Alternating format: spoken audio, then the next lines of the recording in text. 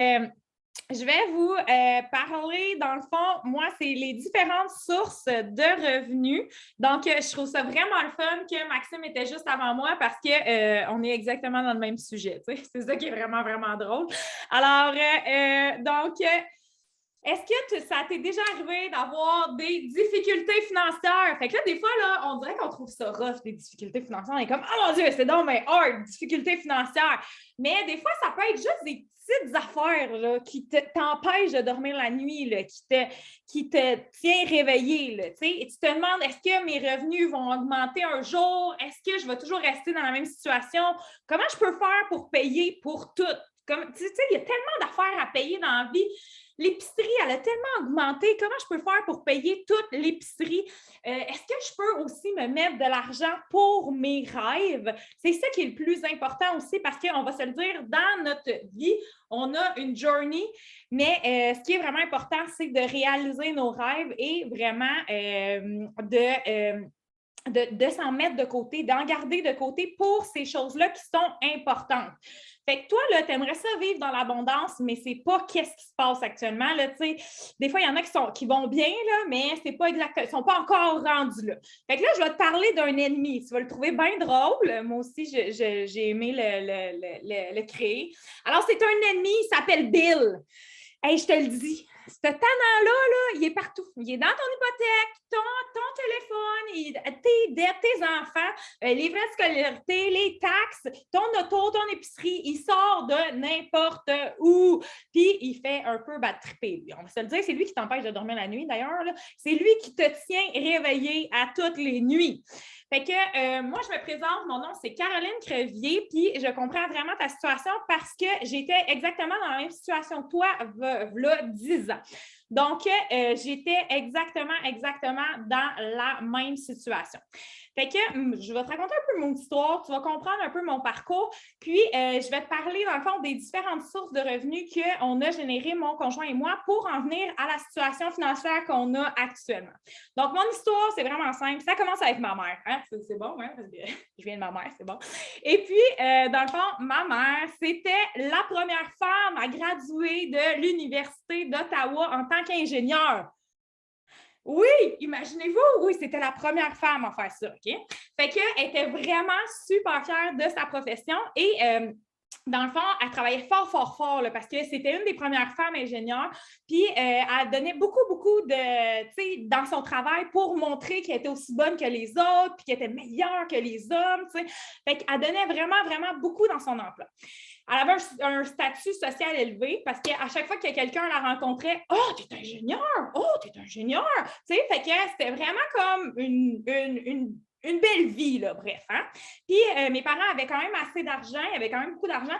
Je me rappelle que quand j'étais jeune, j'avais à 16 ans, quand j'ai eu mon permis de conduire, j'ai eu une auto. Pas compliqué. Ma soeur, elle a eu son permis de conduire, elle a eu une auto. C'est pas compliqué. Nos études étaient payées quand on était à l'université. On n'a pas eu besoin de se questionner là-dessus. On a eu vraiment beaucoup de choses. On allait à Disney une fois tous les 2 ans. On avait beaucoup d'abondance dans nos vies. OK? La seule chose que je voyais, c'était que ma mère, quand elle a eu des enfants, il y a comme eu un switch dans sa vie. Okay? Elle s'est comme rendue compte qu'il y avait des choses plus importantes que le statut social. Elle s'est rendue compte de plein de choses.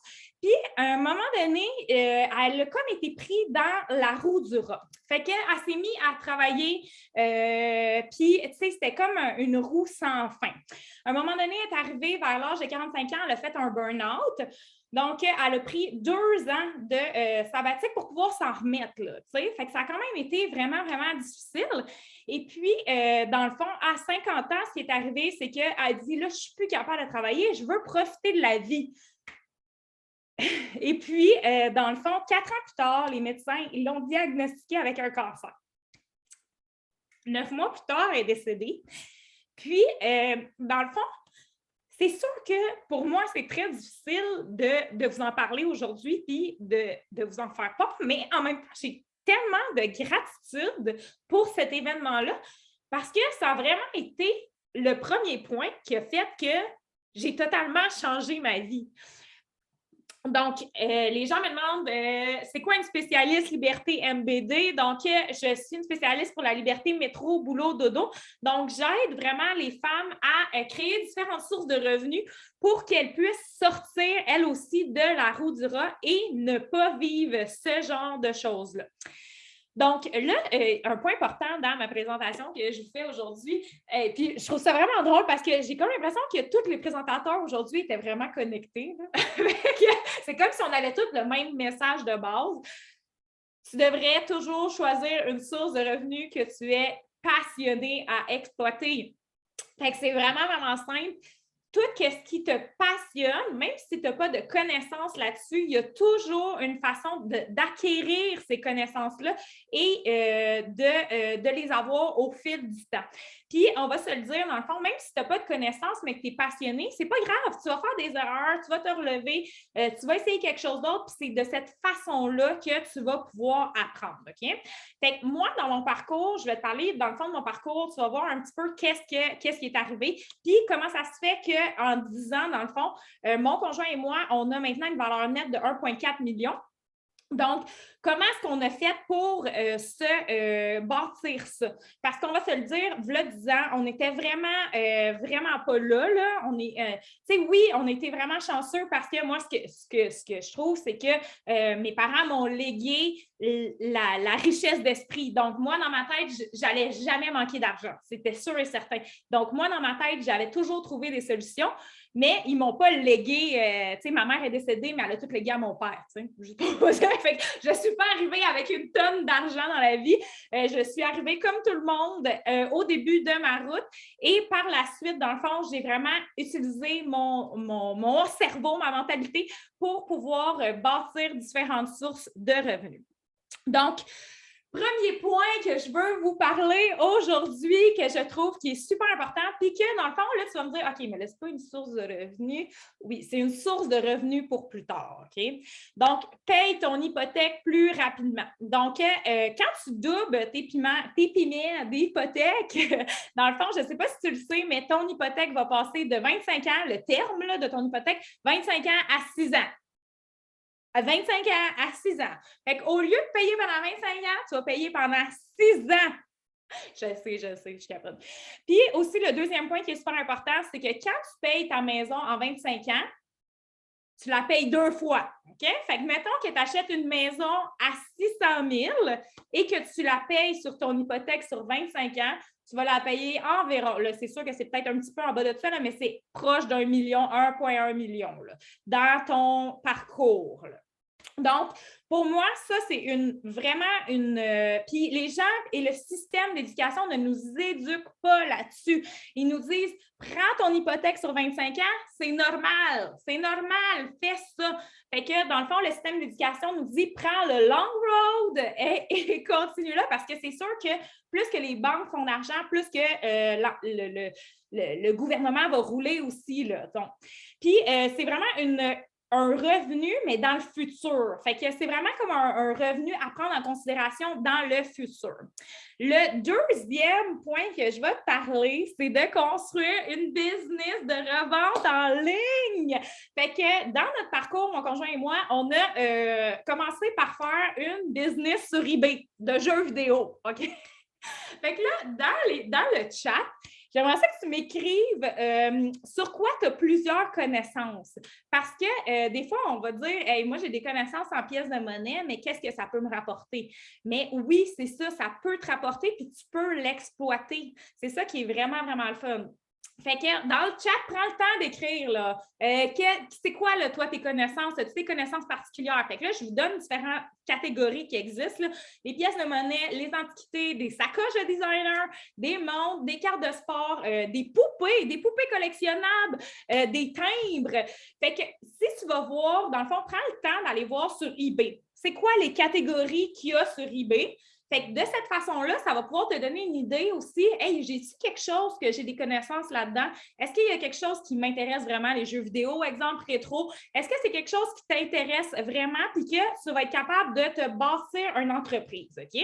Après ça, la façon qui est vraiment facile de bâtir cette entreprise-là, c'est vraiment d'acheter en gros. Donc, qu'est-ce que tu fais? Tu achètes à des gens qui ne veulent plus faire leur business. C'est pas pire, hein?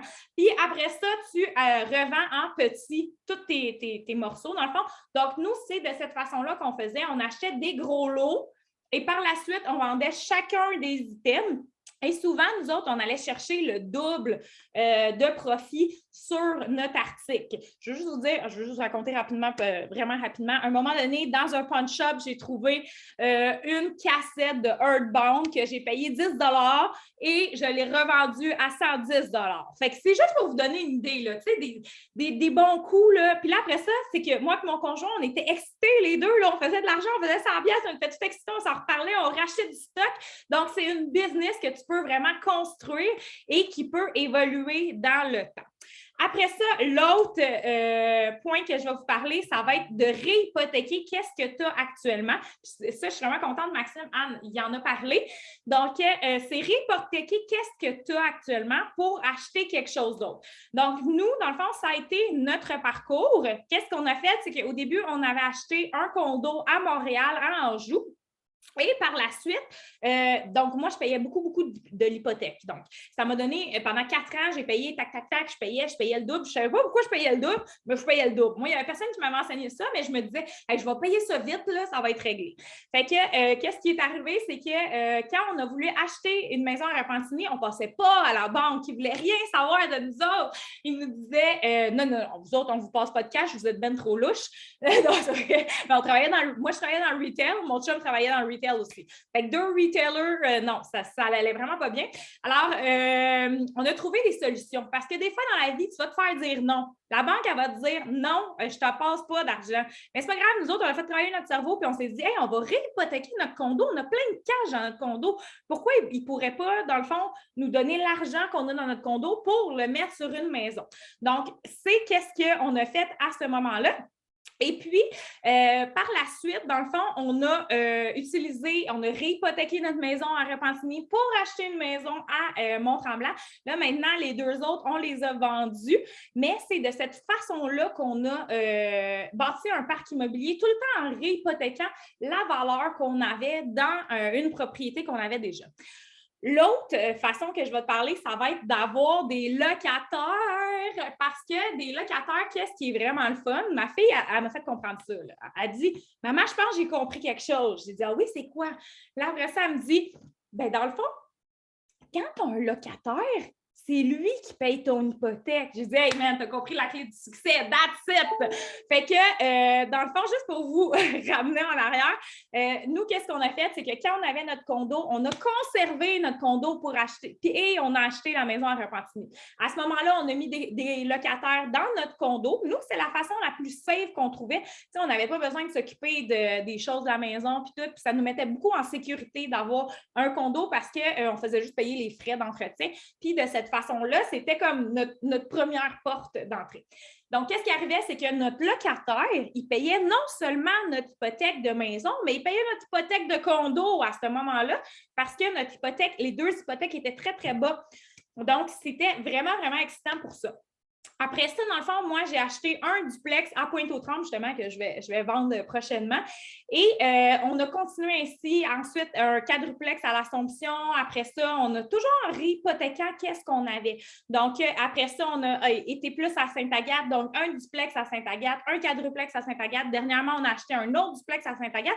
Fait que maintenant, ça fait qu'on a 14 portes qui nous rapportent à tous les mois des revenus. Fait que ça, c'est vraiment, vraiment le fun parce que de cette façon-là, toutes tes hypothèques sont payées par tes locataires. Donc, c'est sûr que oui, tu sais, mon amie, elle me disait, oui, mais là, il arrive quelque chose. Oui, mais s'il arrive quelque chose, là, moi, je veux juste te dire qu'à tous les mois, là, je reçois 7 000 $ de mes locataires. Fait que je pense que je suis capable de prendre une petite portion puis de payer un plombier. Je pense que je suis capable de prendre une petite portion puis de payer le déneigeur. Je pense que je suis capable de prendre une petite portion, puis, tu sais, fait que quand on se construit un parc immobilier, c'est ça qui est le fun, c'est qu'après ça, tu as toujours un montant d'argent, puis de cette façon-là, ben, tu peux payer les petits imprévus qui arrivent. Ensuite, une autre idée, ça va être de construire un marketing de réseau. Fait que là, je le sais, il y en a qui vont me dire, OK, là, veut que je starte une pyramide. Fait que là, je vais juste prendre le temps de t'expliquer la différence entre les MLM puis les pyramides. C'est bon? OK? Fait que le MLM, c'est vraiment simple. Ils vendent un produit, OK, ou un service. Fait qu'ils te vendent de quoi? Fait que tu donnes de l'argent, puis tu reçois quelque chose. Tu reçois un produit ou un service. La pyramide est illégale au Canada, first. Fait que s'il y a quelqu'un qui commence à te demander du cash pour recevoir du cash plus tard, il faut que ça sonne une cloche d'alarme dans ta tête, OK? Alors, c'est dans le fond, qu'est-ce que les autres ils vont faire? C'est qu'ils vont te demander de l'argent en échange de recevoir de l'argent plus tard. Fait que ça, c'est vraiment, vraiment une pyramide. Fait que les autres, ils te disent, hey, donne-moi 1000 piastres. Quand tu as retrouvé 3 personnes, puis là, tu vas avoir monté en haut de la pyramide, tu vas recevoir 3000 piastres. Fait que ça, c'est vraiment, vraiment une pyramide. Ça, il faut vraiment s'en éloigner. Fait que le marketing de réseau vend vraiment des services, des produits. Tu reçois de quelque chose pour ton argent, dans le fond. Donc, c'est super intéressant. Puis, qu'est-ce qui est vraiment le fun aussi avec le marketing de réseau? C'est qu'il y a beaucoup de développement personnel. Fait que souvent, tu rentres starter dans un marketing de réseau, tu as beaucoup de développement personnel. Aussi, qu'est-ce que moi, je vais te conseiller, c'est de magasiner ton marketing de réseau. Si tu es tombé dans mon marketing de réseau, tu es vraiment bien tombé. Je veux juste te le dire, là, tous ceux qui sont là et que ça va bien, tu es bien tombé. Mais il y a des marketings de réseau qui n'ont pas de structure, qui n'ont pas de leader vraiment en place. Donc, moi, ce que je te conseille de faire, c'est vraiment magasine ton marketing de réseau. Tu as juste à demander sur ton profil Facebook qui est dans un MLM. C'est bon, hein? Je te le promets, tu vas avoir au moins peut-être une trentaine de réponses. Fait que tu vas pouvoir. Oh, c'est ça qu'elle a dit.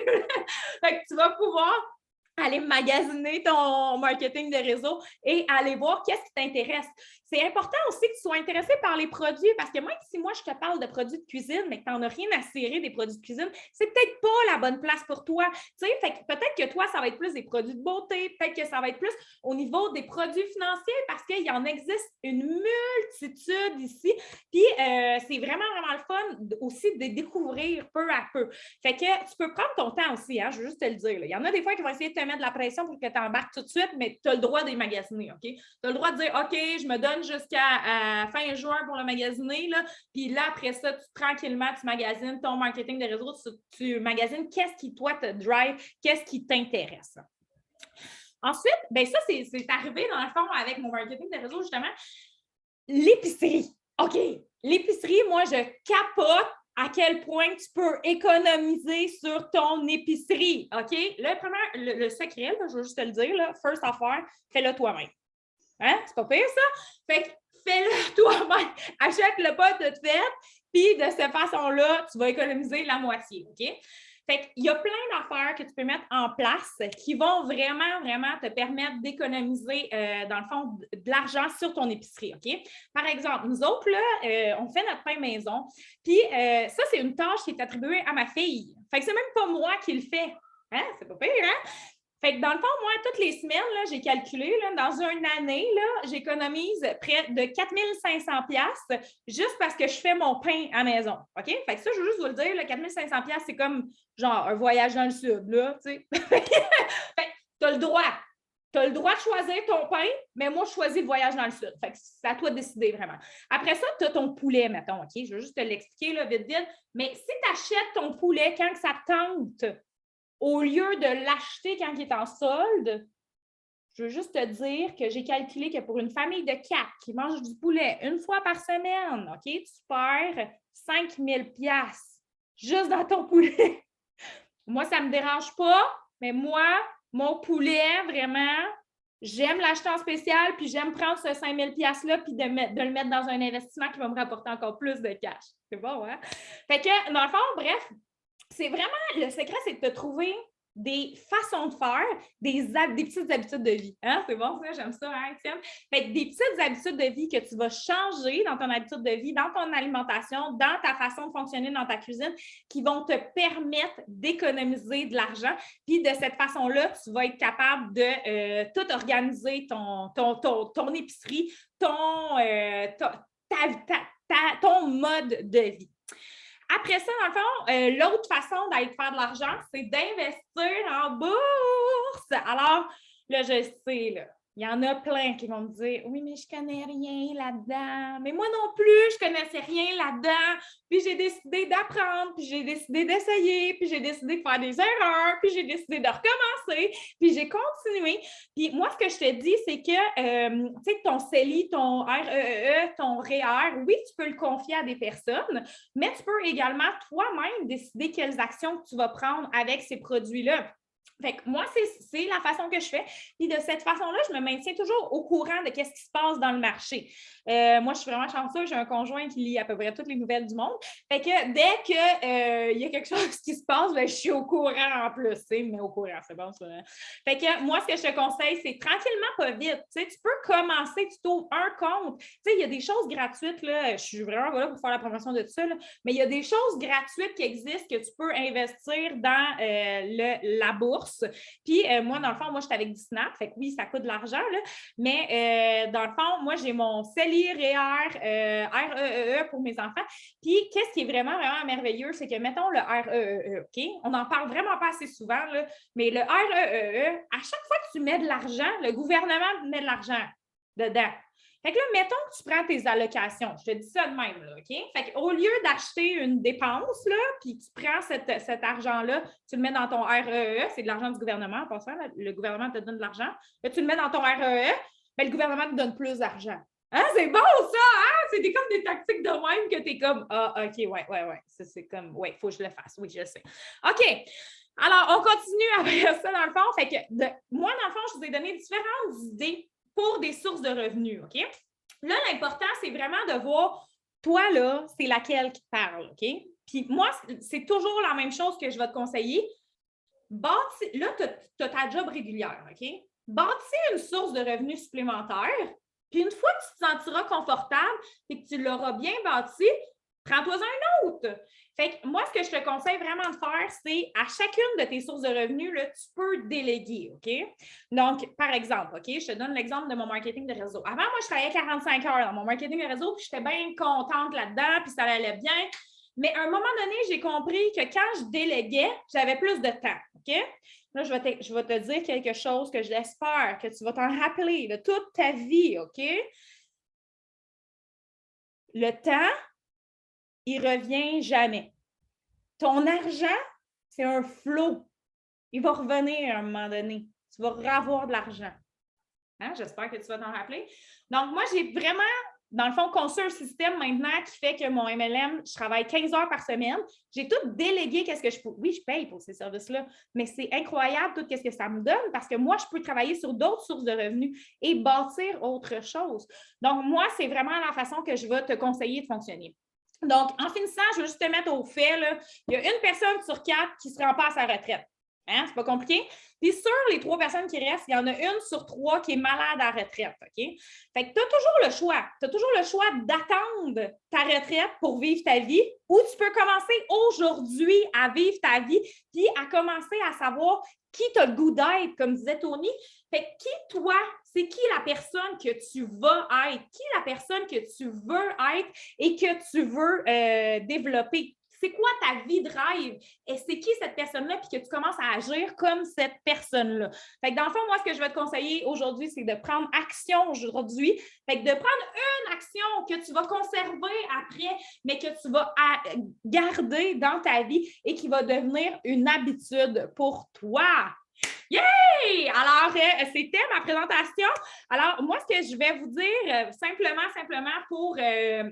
par rapport à moi, c'est que moi, vous pouvez me trouver sur Facebook, LinkedIn, Instagram, donc Caroline Crevier, vraiment simple. Oui, j'ai mon groupe pour mon MLM, là, je vais pouvoir vous le mettre, mais j'ai également un site, un blog, dans le fond, qui donne des trucs au niveau de ton entreprise. Fait que si tu veux agrandir ton entreprise, si tu veux avoir différents trucs, donc il va y avoir une newsletter qui va sortir à toutes les semaines à ce niveau-là. Tu as également des trucs pour économiser dans ta cuisine. Fait que si toi, toi, dans le fond, c'est vraiment plus l'économie dans ta cuisine, tu te dis, hey, moi, je suis capable d'aller chercher quelque chose là-dedans, bien ça, j'ai différents trucs pour toi aussi. Je vais avoir une newsletter, un blog, un article de blog qui va sortir à toutes les semaines. Et j'ai également aussi un côté plus sortir du métro boulot dodo. Fait que des idées vraiment pour pouvoir t'amener ailleurs, pour que tu puisses vraiment bâtir ton entreprise, déléguer et passer à quelque chose d'autre, bâtir une nouvelle source de revenus. Donc, c'est ce qui conclut vraiment ma présentation. Donc, Élodie, c'était à ton tour. Alors, je te passe la parole. Super! Hey, merci!